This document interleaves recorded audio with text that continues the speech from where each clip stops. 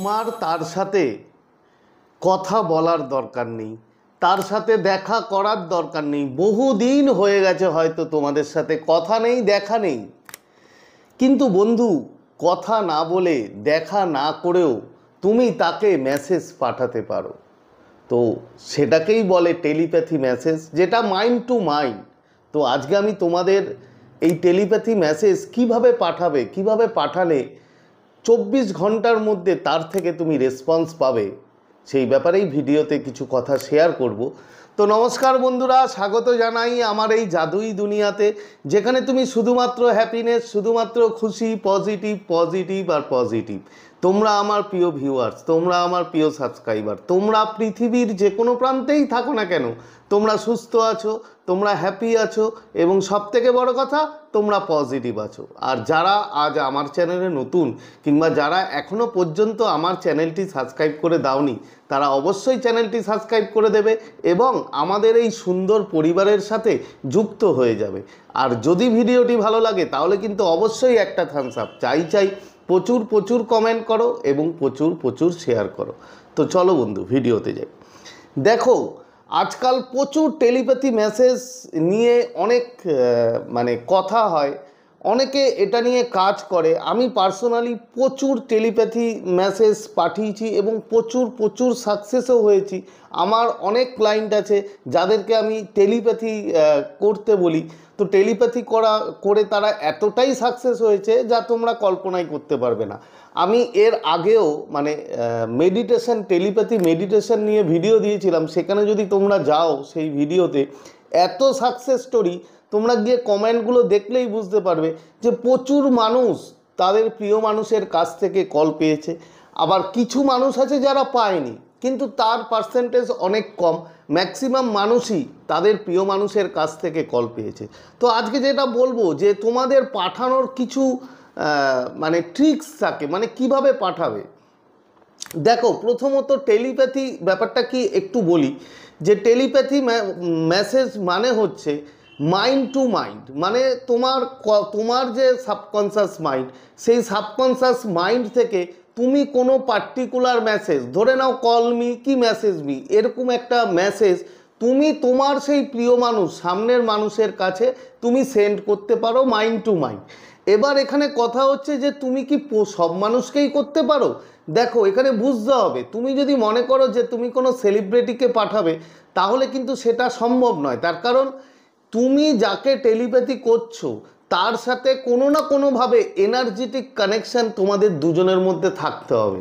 ধরো তোমার কোনো মানুষের সাথে কথা হয়েছে, কিংবা কিছুদিন হয়তো সম্পর্ক ছিল, কিংবা তোমাকে জানে, তোমার সাথে কথা হয়। যদি এমন মানুষ হয় তাহলে কিন্তু তুমি বন্ধু আরামসে তাকে টেলিপ্যাথি মেসেজ পাঠাতে পারো এবং সেটা কাজ করবে, সে পাবে।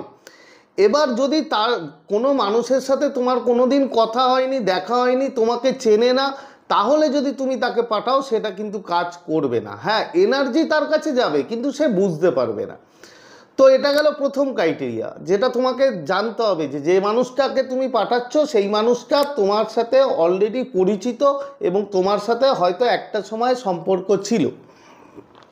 এরপরে কি করতে হবে, যখন তুমি টেলিপ্যাথি মেসেজটা পাঠাবে তখন একটা কথা মনে রাখবে, তোমার যদি নেগেটিভিটি প্রচুর কাজ করে, এই টেলিপ্যাথি সেন্ড করার মধ্যে যেটা বাধা হয়ে দাঁড়ায়, যে আমরা নিজেরা যদি প্রচুর নেগেটিভের মধ্যে থাকি, আমাদের নিজেরই হিলিং নেই, অলওয়েজ সবসময় আমি নেগেটিভ হয়ে আছি, বিভিন্ন রকম চিন্তা ভাবনা মাথার মধ্যে ক্যারি করে বেড়াচ্ছি, তাহলে কিন্তু বন্ধু তোমার টেলিপ্যাথি মেসেজ যাওয়াটা একটু চাপের হয়ে যাবে। ঠিক আছে, তো সেক্ষেত্রে তোমাকে কি করতে হবে, একটু নিজেকে পজিটিভ হয়ে নিতে হবে।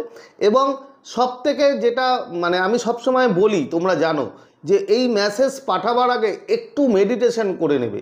ধরো তুমি ঠিক করলে যে তুমি কাউকে টেলিপ্যাথি মেসেজ পাঠাবে, কিংবা তোমার প্রিয় মানুষকে তুমি টেলিপ্যাথি মেসেজ পাঠাবে, তাহলে কি করবে, পাঠানোর আগে 5 থেকে 10 মিনিট জাস্ট জোরে শ্বাস নেবে, আস্তে আস্তে ছাড়বে, এবং এটা ততক্ষণই করবে যতক্ষণ না পর্যন্ত তোমার মাথাটা একটু শান্ত হয়, তোমার মাথার মধ্যে যে নেগেটিভিটি আছে সেটা আস্তে আস্তে বেরিয়ে যায়। এবং তুমি আমার মেডিটেশন যদি দেখো তাহলে তুমি বুঝতে পারবে যে সেখানেও আমি যখন মেসেজটা তোমাদেরকে পাঠাতে বলেছিলাম তার আগে দেখবে ওই গভীর নিঃশ্বাস নাও, আস্তে আস্তে ছাড়ো, এটাও করেছি। তো তোমাকেও সেটা করতে হবে। সেটা করার পর তুমি শুয়ে করতে পারো কিংবা বসে করতে পারো, যেটাই তুমি কমফোর্টেবল মনে করো।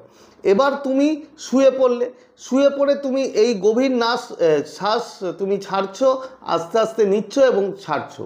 এটা করার পরে তোমার যখন মাথাটা একদম ক্লিয়ার হয়ে যাবে তখন বন্ধু তোমাকে ভিজুয়ালাইজ করতে হবে। খুব ইজি, ভেরি সিম্পল। যদি ঠিকমতো করতে পারো, এমনও দেখা গেছে করতে করতে তোমার কাছে মেসেজ চলে আসবে কিংবা কল চলে আসবে। তো তোমাকে কি করতে হবে? তারপরে ভিজুয়ালাইজ করতে হবে। কি ভিজুয়ালাইজ করবে? তুমি চোখ বন্ধ করে তুমি দেখবে তোমার সামনে সেই তোমার প্রিয় মানুষটা, যে মানুষটাকে তুমি টেলিপ্যাথি মেসেজ পাঠাতে চাইছো, সেই মানুষটা দাঁড়িয়ে আছে, সেই মানুষটাকে তুমি দেখতে পাচ্ছ। জাস্ট কল্পনা করো এটা চোখ বন্ধ করে। এবং কল্পনা করার পর তোমাকে দেখো, একটা কথা মনে রাখতে হবে, পুরো ইমোশন দিয়ে, পুরো ফিলিংস দিয়ে কিন্তু তোমাকে এটা করতে হবে। যত ইমোশন, যত ফিলিংস দেবে তত তাড়াতাড়ি এবং খুব ভালো কাজ হবে।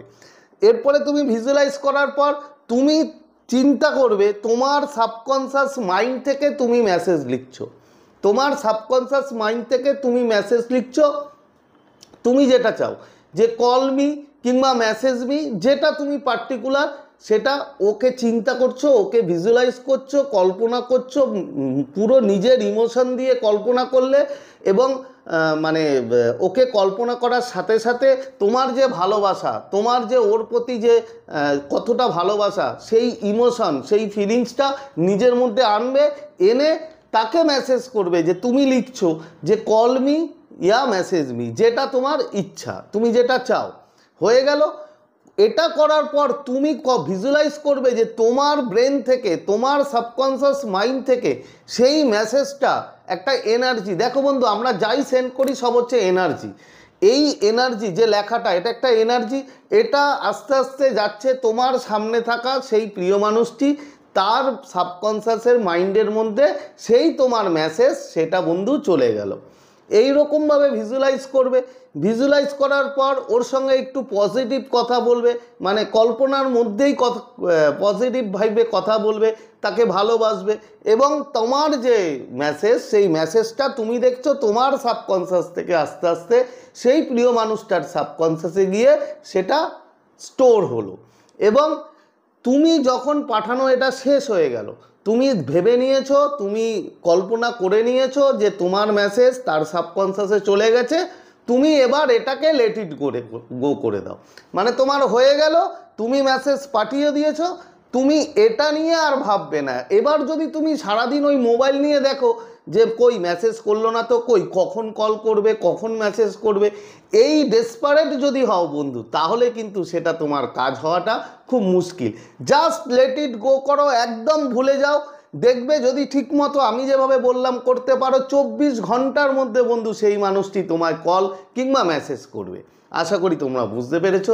তো আজকের মতো তোমাদের কাছ থেকে বিদায় নিচ্ছি। আবার খুব তাড়াতাড়ি দেখা হবে তোমাদের সাথে নতুন একটা ভিডিও নিয়ে। ততক্ষণ তোমরা ভালো থাকবে, খুশি থাকবে, হ্যাপি থাকবে এবং সবথেকে বড় কথা পজিটিভ থাকবে। Thank you, thank you, thank you so much.